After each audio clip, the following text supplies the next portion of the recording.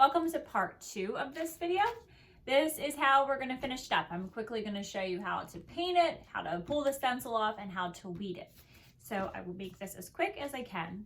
You're going to get out your makeup sponges. It doesn't matter if you have one that looks like this or if you have one that looks like this. You're just going to make sure that no matter what kind, you're using the flat part of that sponge. Don't use the corners. It'll make the lettering look jagged and lined, and you don't want to do that. So you took this grid paper off when you applied your stencil. I take that grid paper and I use it. I use it to dab my extra paint off. It kind of reminds me to do so. So I have some paint here. I will dab my makeup sponge into this paint, right? And I always dab onto this grid paper a bunch the first time. You don't want any globs of paint. With chalk paint, a little bit goes a long way. So I'm gonna go ahead and dab, dab, dab. That is the theme for this whole entire board. We're dabbing. Now, when you need a little more paint, go to this grid paper first. This way you don't add too much. Get it from there.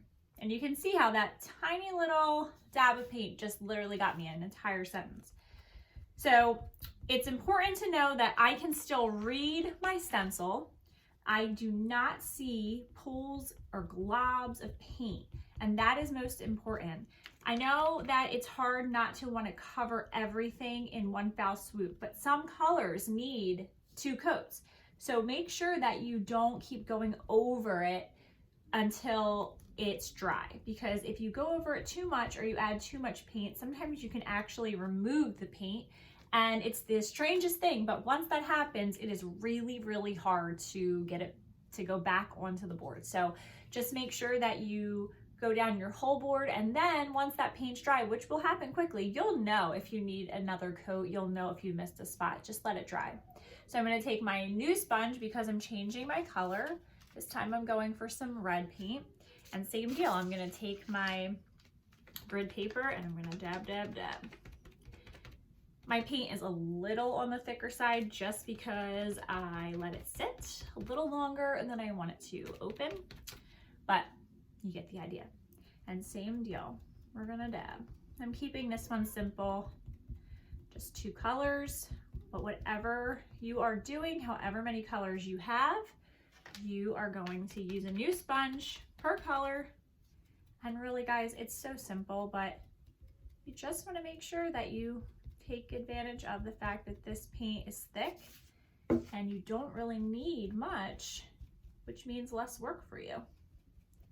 So I'm just being careful because my stencil does not go all the way to the edge of my board. You can see I have a white line going down both sides. So you do have to be mindful of where you are with that sponge, because it is very, very easy to dab off of that board and not realize it. It happens, it really does. If it happens to you, just grab a baby wipe or even just the paint that you use to paint the board with and just cover it up. Most of the time with chalk paint, a color that should not cover another color, like, you know, white shouldn't cover a red, but with chalk paint, it's so thick that it actually does. So no worries. And then same deal too, like I'm making sure that I don't get my red onto my gray. So now literally the gray is already dry. I can see that there needs to be just a tad more in just a couple spots, but not enough where I'm gonna do a second coat. I don't need it. So I'm just gonna fill those little gaps in. And my red is pretty much dry already. So I can again just see like just a couple little spots that need a second coat. The board that I'm making says, gonna go lay under the tree to remind my family that I'm a gift. And that is truly how I feel after this crazy week. Remote learning at Christmas time, busiest time of year for all of us. Oh, I hope 2021 is so much different, right? We make the best of it. So that's it. Check it out. It looks dry already. I mean, It's crazy how fast this paint dries. Now, at home, give it a couple minutes. You can take something, fan it down. I know, but I've done this enough to know how to pull it off when it's still maybe a little tacky. I just want to do it for time's sake. But same deal. If you can't get the edge started, take advantage of that little thumbtack that's in your kit, and you can just slide that corner just enough so then you can get your fingers in there instead of fighting it and wrestling it. So here's the deal. You're gonna peel the stencil. It will never ever in a million years come off in one piece. It's going to rip. Don't fight it, let it rip.